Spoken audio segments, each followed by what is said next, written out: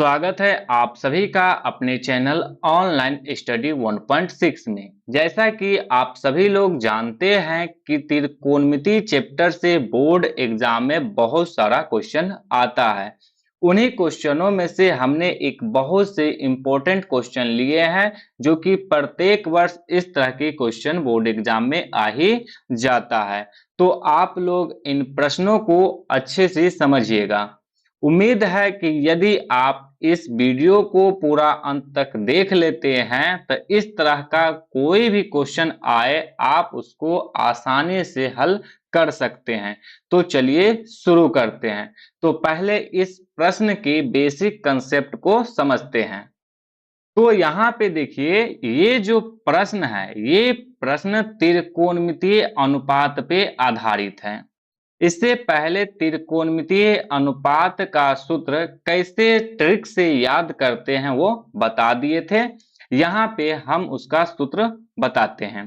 तो देखिए, टोटल त्रिकोणमितीय अनुपात 6 होता है। Sine A, cos A, tan A, cosec A, sec A और कॉट ए, ये होता है टोटल त्रिकोणमितीय अनुपात।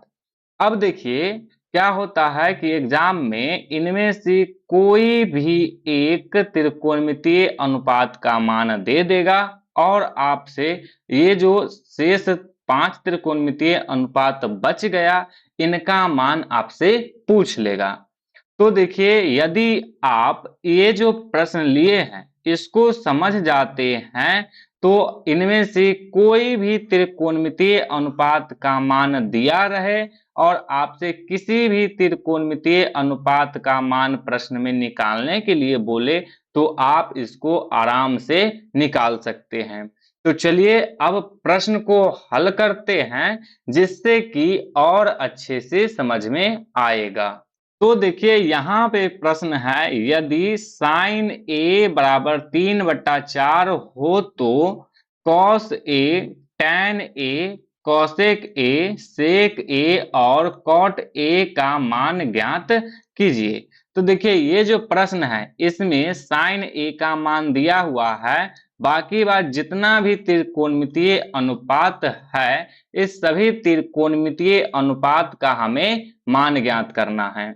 तो आप सभी लोग ये भी जानते हैं कि त्रिकोणमिति चैप्टर जो है ये पूरा के पूरा समकोण त्रिभुज पे आधारित है। तो इसके लिए हम एक समकोण त्रिभुज बना लेते हैं। तो यहाँ पे ये एक समकोण त्रिभुज बना लिए हैं। देखिए, समकोण त्रिभुज में एक कोण हमेशा 90 डिग्री का होता है। तो ये जो त्रिभुज है इसमें ये वाली कोण जो है ये 90 डिग्री का है। अब देखिए प्रश्न में क्या दिया हुआ है, साइन ए बराबर 3/4। तो सबसे पहले प्रश्न में जो दिया हुआ है इसको लिख लेंगे। तो लिखेंगे दिया दिया है। तो देखिए प्रश्न में क्या दिया हुआ है, साइन ए बराबर 3/4 ये प्रश्न में दिया हुआ है। और साइन ए का सूत्र होता है लंब बट्टा में कर्ण। तो साइन ए के स्थान पे हम लंब और बट्टा में कर्ण लिख सकते हैं। तो लंब बट्टा में कर्ण लिख दिए। अब देखिए साइन ए का मान कितना दिया हुआ है, 3/4। तो हम साइन ए के मान के स्थान पे साइन ए का मान लिख सकते हैं। तो बराबर में 3/4। अब देखिए बराबर के इस तरफ बट्टा के ऊपर क्या है, लंब है, और बराबर के इस तरफ बट्टा के ऊपर क्या है, 3 है। कि इससे ये पता चल रहा है कि लंब का मान है 3। तो हम यहाँ पे लिख सकते हैं कि लंब बराबर में 3 लंब का मान है। अब देखिए बट्टा के नीचे क्या है, कर्ण है, और बराबर के इस तरफ बट्टा के नीचे 4 है। तो इससे क्या पता चला कि कर्ण का मान हो जाएगा 4। तो यहाँ पे लिखेंगे कर्ण बराबर में 4। तो यहां तक बना लिए। अब आएंगे समकोण त्रिभुज के चित्र में। तो ये है समकोण त्रिभुज। अब देखिए यहाँ पे साइन ए है, तो ये वाला ए जो है ये वाला ए दर्शाता है कोण को। क्या दर्शाता है, कोण को।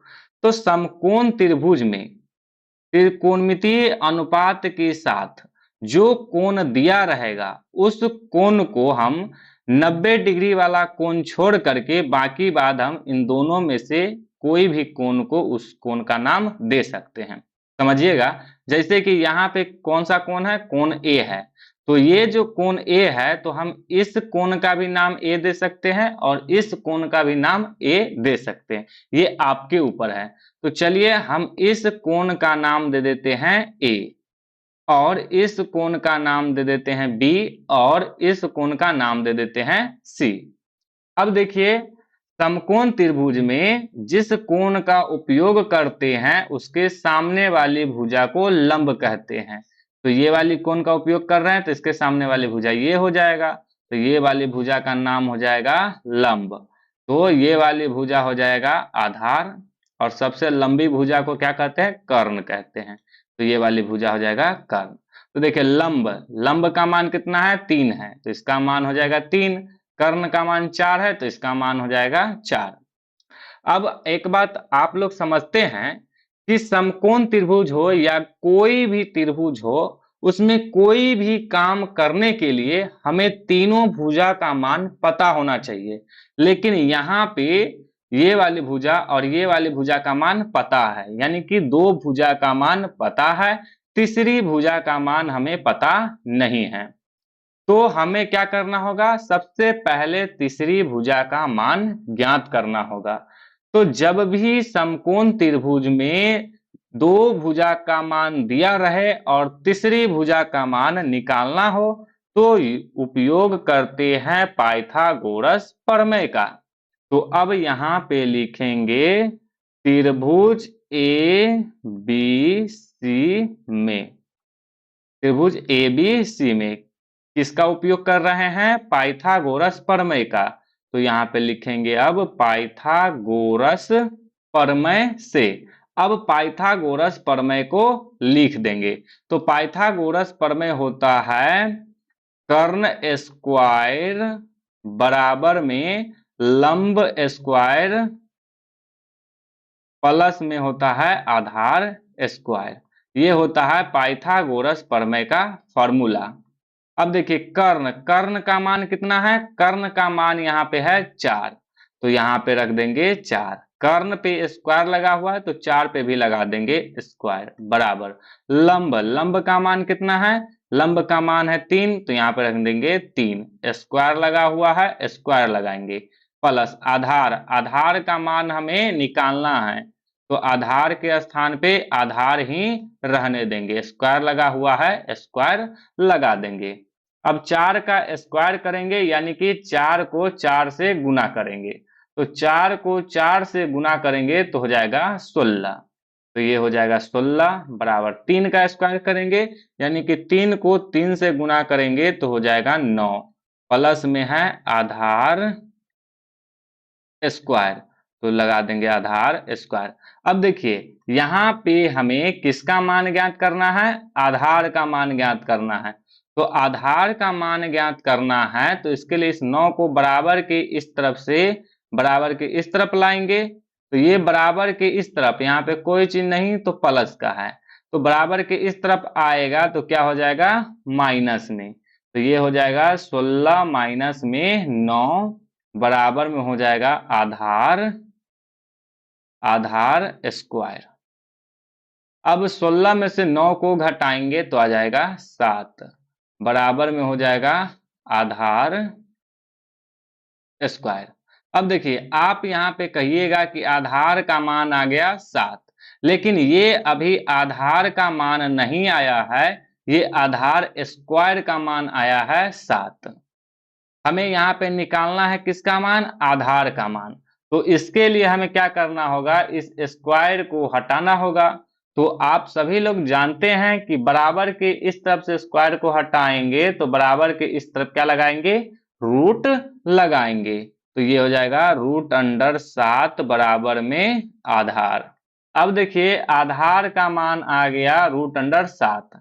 अब कोशिश करेंगे कि 7 को रूट से बाहर निकालें, तो क्या 7 को रूट से बाहर निकाल पाएंगे, नहीं। तो इस स्थिति में आधार का मान क्या हो जाएगा, रूट अंडर 7 हो जाएगा। इसको हम सीधा करके इसे लिख देते हैं आधार बराबर में √7। तो देखिए ये भुजा आधार था, तो इस भुजा का मान आ गया √7। तो अब त्रिभुज में तीनों भुजा का मान निकल गया। अब हम इसमें कोई भी काम कर सकते हैं। कोई भी काम कहने का अर्थ यह हुआ कि हम कोई भी त्रिकोणमितीय अनुपात का मान निकाल सकते हैं। तो देखिए पहले हमें किसका मान निकालना है, cos A का। तो चलिए यहाँ पे cos A का मान निकालते हैं। तो यहाँ पे लिखेंगे cos A बराबर, तो cos A का सूत्र क्या होता है, cos A का सूत्र होता है आधार बट्टा में कर्ण। ये होता है cos A का सूत्र। तो देखिए आधार का मान कितना है, √7। तो यहाँ पे लिख देंगे √7 बट्टा कर्ण का मान कितना है, 4 है। तो यहाँ पे रख देंगे 4। तो cos A का मान आ गया √7 बट्टा में 4। अब किसका मान निकालना है, tan A का। तो यहाँ पे लिखेंगे tan A बराबर, तो tan A का सूत्र क्या होता है, tan A का सूत्र होता है लंब बट्टा में आधार। ये होता है tan A का सूत्र। देखिए लंब का मान कितना है, 3 है। तो लंब के स्थान पे लिख देंगे 3। आधार का मान कितना है, √7 है। तो आधार के स्थान पे लिख देंगे √7। तो tan A का मान आ गया 3 बट्टा √7। अब किसका मान निकालना है, cosec A का।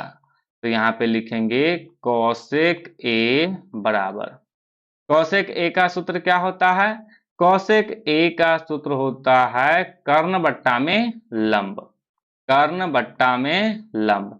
देखिए ये जो हम सूत्र लिख रहे हैं इसको शॉर्ट फॉर्म में यानी कि इसको ट्रिक से कैसे याद करते हैं ये हम आपको बताए हुए हैं पिछले वाला वीडियो में, तो वहां से देख लीजिएगा। तो देखिए कर्ण का मान कितना है, 4 है। तो यहाँ पे रख देंगे 4 बट्टा लंब का मान कितना है, लंब का मान है 3। तो यहाँ पे लिख देंगे 3। अब किसका मान निकालना है, sec A का।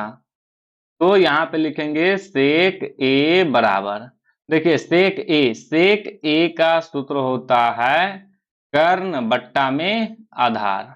तो देखिए कर्ण का मान कितना है, 4 है। तो यहाँ पे आ जाएगा 4 बट्टा आधार का मान कितना है, √7। तो यहाँ पे लिख देंगे √7। तो sec A का भी मान निकल गया। अब निकालेंगे किसका मान, cot A का। तो यहाँ पे लिखेंगे cot A बराबर, तो देखिए cot A का सूत्र होता है आधार बट्टा में लंब। तो यहाँ पे लिख देंगे आधार बट्टा में लंब। देखिए आधार का मान कितना है, √7। तो यहाँ पे लिख देंगे √7 बट्टा लंब का मान कितना है, लंब का मान है 3। तो यहाँ पे लिख देंगे 3। तो cot A का मान आ गया √7 बट्टा में 3।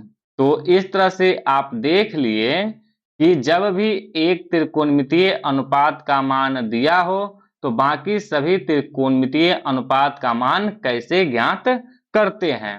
तो उम्मीद है कि आप लोगों को ये प्रश्न समझ में आ गया होगा। देखिए इसी प्रश्न को दूसरे तरीका से भी पूछ सकता है। देखिए कैसे, तो देखिए यहाँ पे क्या दिया हुआ है, sin A बराबर 3 बट्टा में 4। इसी जगह sin A में 3 बट्टा 4 नहीं दे करके इसको ऐसे भी दे सकता है 4 sin A बराबर में 3, ऐसे भी दे सकता है। और पूछेगा कि cos A, tan A, cosec A, sec A और cot A का मान ज्ञात कीजिए। तो देखिए जब आप इस 4 को बराबर के इस तरफ लाइएगा तो ये इधर साइन ए के साथ किस चीज में है, गुना में। इस तरफ आएगा तो क्या हो जाएगा, भाग में। तो ये क्या हो जाएगा, साइन ए बराबर 3/4। बात बराबर ही हो रहा है। तो इसी तरह के प्रश्न दे सकता है। तो आप लोग आसानी से इसको हल कर दीजिएगा।